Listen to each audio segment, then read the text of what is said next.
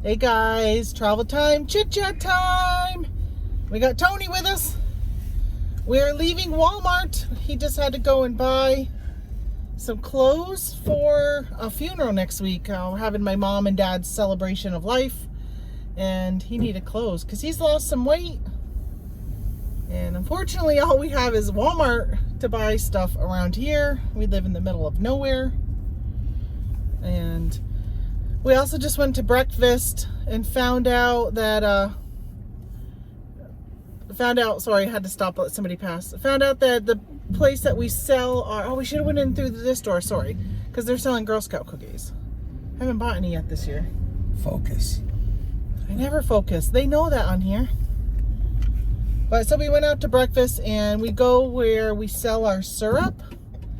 And they just let us know that that was the last gallon they're going to be buying from us because they're switching. Can you put your seatbelt on? Because it's going to start dinging. Yeah, they're going to switch who they're buying from. I guess a family member decided to start making maple syrup. So they're going to buy from that person instead. And that was our only business person that we sold our syrup to. So if anybody wants any pure maple syrup, hit me up. I know some of you bought some from me last year, and some of you bought from me multiple times because all I was selling was like the quart size, pints and quarts. And this year we have Gallons. Lots of gallons. Yeah. So Tony, want to give an update on how your syrup is going this year? How many gallons you've made? It's been a pretty rocky year. We've gotten plenty of sap. Hey, let me move you guys towards him since he's always leaning away. So it's been a pretty rocky year. We've gotten plenty of sap, but we've had problems with the evaporator, my RO system. What's RO for people who don't know? Reverse osmosis. You put your sap under pressure through a membrane, and it separates the water out of the sap, so you don't have to boil as long. And I use propane, so that's pretty handy. But I've had my gas line blow and leak out a bunch of propane, so I lost a lot on that. And then we just burnt the pan yesterday a little bit. So my father's over at the house scrubbing that. But we've made 25 gallons so far. 18 gallons in gallon jugs, and the rest are in quarts. And today's bottling will be in pints. And then I'm probably going to stop because I don't need any more now, since I have no one to sell it to. So if you like French toast and pancakes with syrup, I'm your guy. Right? There's the update. Some people even put maple syrup in their coffee. That's really good. I gotta fix your crooked. Some put it in their coffee. Now I'm over my way too much. I need to back this up to be able to get us both in the camera. That's fine. Yeah, some people put it in their coffee as their sweetener of choice, and because even though we're not like organic. Maple syrup itself the sap comes right from the trees. The only difference of making something organic is what you clean your pans with. That's what makes it organic. And your defoamer. Oh, okay. So it's all natural. I think you could say all natural. I don't think there's any I don't know what the word is, limitations on using that terminology, but it's really good if you want to go with something like that versus stuff that's like processed, processed sugar and all that. I know you cannot say pure maple syrup if you use a synthetic defoamer. Oh, really? You have to use a natural one. Do we use synthetic? No, it's natural. Okay, good, because I say pure maple syrup on our labels. Yep. I want to make sure. We're still good. I wonder why that guy stopped way over there. It's weird how people drive sometimes. So that's what's up with the syrup. Yeah, I told him, because the sap is still flowing. It's warm. Well, it's been warm. Yesterday it was 65, 67, and today it's 27. It's such weird weather this time of year. But I said, why keep collecting sap and boiling it if we already have enough syrup right now to sell to people, and we don't have any more business accounts. It's just individuals, so no sense of stressing out. Plus, we got our kids are coming this week. On Wednesday, my son shows up, and he'll be there till, I don't know if he's even Sunday maybe. And then my daughter shows up on Thursday, and this old man right here turns 60 on Thursday. So we will be having, well, we're going out to eat at an Indian restaurant, which is really good food. India, the country, not Indian, the Native Americans.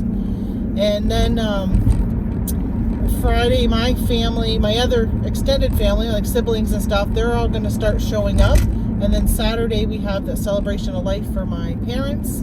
And then Sunday is Easter. And I just bought some candy to do a Easter egg hunt. My 30-year-old daughter, our 30-year-old daughter, likes to do Easter egg hunts. And she requested, actually, last year she requested one, so we did one. This year she asked whether or not we were going to be doing one, because she knew that I was juggling a lot with the death of my mom and just being busy. Plus, Tony and I are going to be heading out soon for a cross-country trip in the RV. So I'm waiting. Probably tomorrow I'll be going out in the RV and getting that situated. It's just a little too cold today without turning the heat on inside it. Which, yeah. Why do that if I can wait and just do it tomorrow when it's warmer? I think it's going to be in the 50s. Don't want to waste the propane. We're going to need it. Yes, because some places that we're going, it's still really cold at night. So we're going to have to be running the generator with heat while we're sleeping. So hopefully, I'm hoping we're going to be able to find a place to fill up the propane. Do you think we're going to go through? No, I think we'll be good. Because the generator runs on propane, not our gas, right? I thought that ran on our gas. It runs on gas. Oh, then what do we need the propane for? Everything else. Water heater. Oh, okay. And the heater itself, is that by propane? The generator runs on gas, which will power the propane heater. Okay. So we'll use gas and propane at night. Because we have forced hot air in an RV, so it needs to run the blower. Yeah, I think in the future we shouldn't go anywhere until May. Yep, I feel like next it's just year. Last year we left in April, and we were heading to North Carolina, South Carolina, and Georgia on that trip, and we had to deal with a snowstorm through Pennsylvania, and it was really cold that night. We boondocked at a casino, and I think Hollywood Casino in Pennsylvania. And our heater worked fine though. Everything worked. It did, yeah. I was a little worried though about things freezing, but they didn't, because I don't think we were there long enough for things to really set in and freeze. But this trip, I think the temperatures are still getting down into the 20s in some of the locations we're going. Like in Utah, but we won't be in Utah until May. So we should be good. Hopefully. Cross our fingers. Don't need our pipes to freeze and blow up or have to deal with that on our trip. That is true. So last year we lost our awning on the RV in a rainstorm. Which I said we should retrack it because the wind was picking up. But Tony thought it would be fine, and all of a sudden I heard a rip, and it ripped the awning. So we got a new one. Did you figure out what day you're gonna go see Rod? One day this week, he said he'll get us done. So probably I think Tuesday it's not supposed to rain. It's supposed to be sunny, and it's got to be warm. I think it's in the 50s. So Because awning material does not like the cold when you're messing around with it. We just want to make sure it's also not going to rain or be too windy. Like yesterday, it wasn't raining, but it was windy. It rained in the morning. It rained at night. But it was windy during the day. Really windy. Like the flags were straight out blowing in the wind at the casino. I went to the casino yesterday. They have every first Saturday of the month, they've got what they call Super Saturday, and their games are worth $1,199. And the reason why they do that is because when you win $1,200, you have to claim it. They give you or I should say they have to claim it. They have to fill out a form and take taxes out and all that. So they run games at $11.99. That way they don't have to fill out any tax forms. And I won on the very last game. There was 3 winners, and actually the coverall was only worth $1,000, but I ended up with $334, which was nice. And then I got a nice line hit on a game. Actually, if I remember, I'll put the little video in here showing you my line hit. And that was nice. That was $374, I think. So here's the video. I am playing this new game, Gong Cash Dragon. I'm not in a bonus, but I just got a full screen of these, and it's worth $364.50. Yes, for the coin show. I couldn't go because I was boiling sap. I know, you were going to go, though, because your dad and brother were not going to be doing sap stuff yesterday. I was thinking about going back there today, since I made money yesterday. And I don't really know what else to do today, because it's cold. And what time is it? 10:30? I don't want to sit around.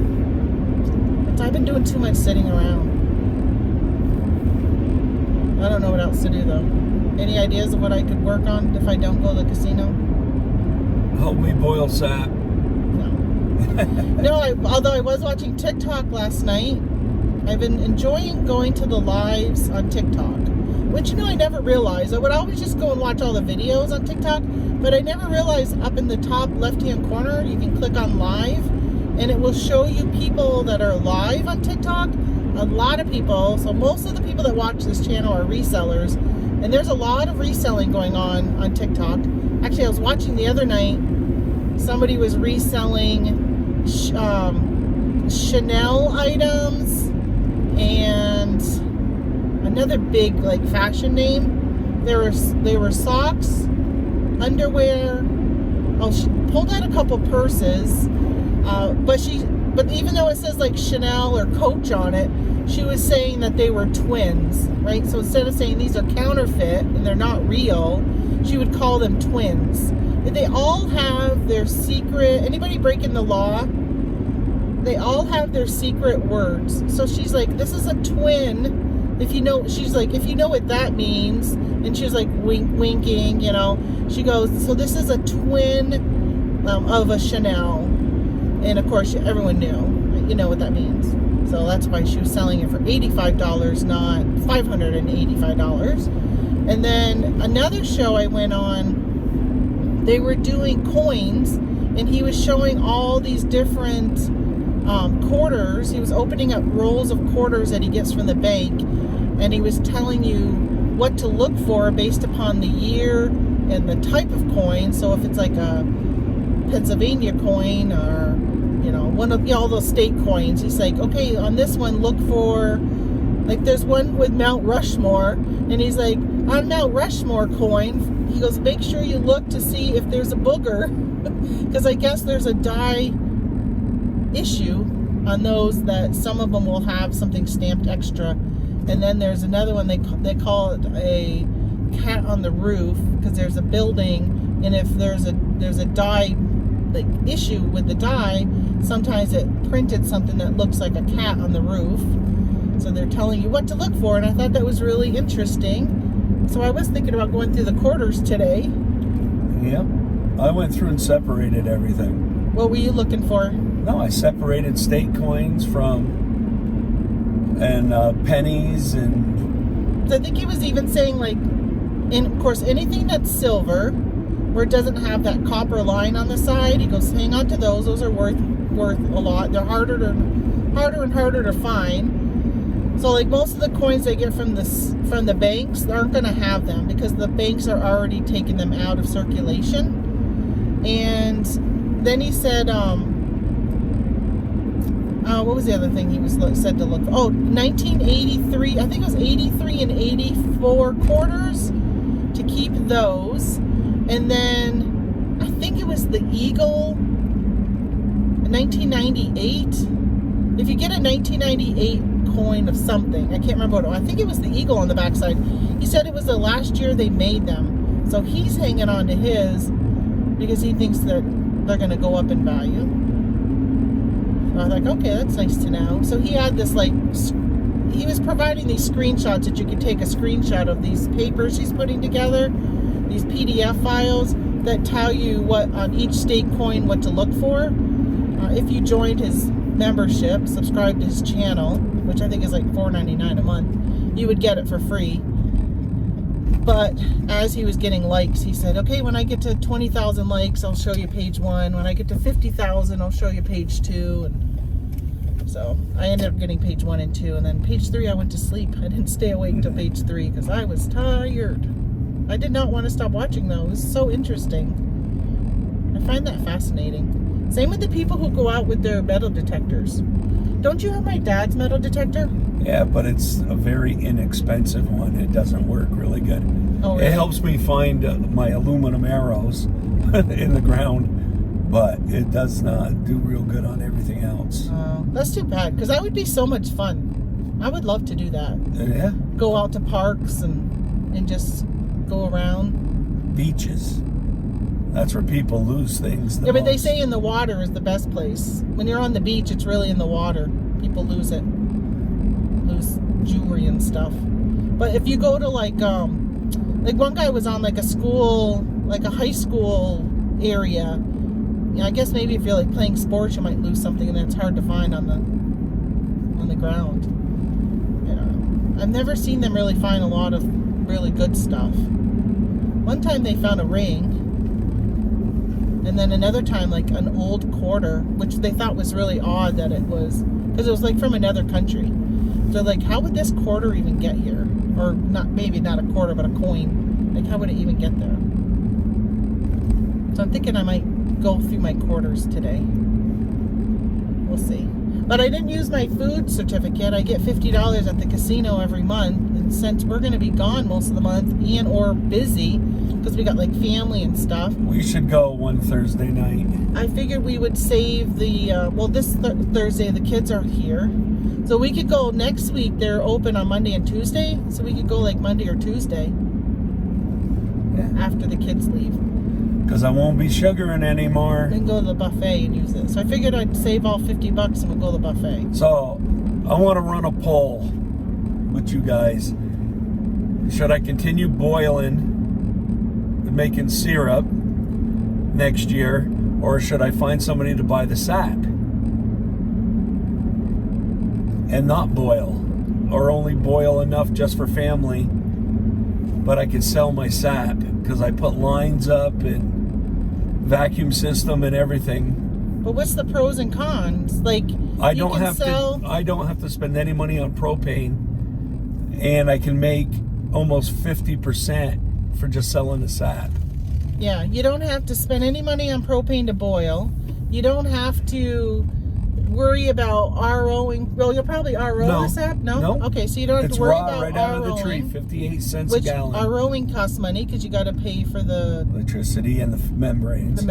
And then you don't have to worry about your pan and burning your pan and filtering and the filters.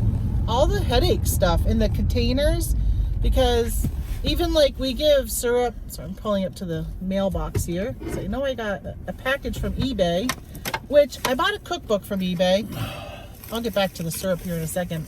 And I bought it, and 2 days later they put it on sale. I think I paid $17 for it, and they put it on sale for $11. I'm like, oh, I missed out on. And I put it on my watch list too for a couple of days, hoping they would send me an offer. And they didn't until after I bought it, but it was still on my watch list. Oh, I got 2 books, I think. Or maybe that other one is maybe your medicine? Yep. So if you guys can, get word to Tamra. Oh yeah, they comment down below.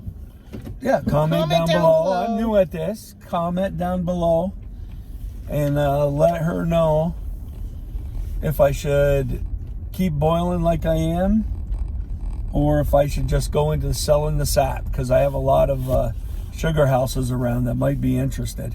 Well, I would still, obviously we still need syrup for ourselves and like family and friends. And then, so I was saying that one of the things with syrup, when we make syrup or we give it to our family and friends, we incur a lot of expenses making syrup, but we also have to pay for like the containers and stuff like that. So I don't know. I think you should do both. I think you should boil some sap and make some syrup. And we have a couple loyal people who watch me here who like to buy syrup from us. We could still supply them with their syrup. And then you can sell the sap, because you get way too much sap, then you don't need as much sap as you get. No. So you can sell some of it. Not anymore anyways. Not anymore what? Needing that much sap. No, now that we lost that commercial account. But it's probably not a bad idea. I think we just put it out there that it's available. Like we have syrup. We could even put I saw something this week. I think it was maybe in the Free Trader. We could put an ad in the Free Trader. We should get one of those signs that say maple syrup for sale and put it out on our front lawn, like some people have. I think those are expensive though, those signs. We'll see. We already spend enough money on syrup for what we bring in. All right, we're home, so I'm going to let you guys go, and we'll see you later. Bye.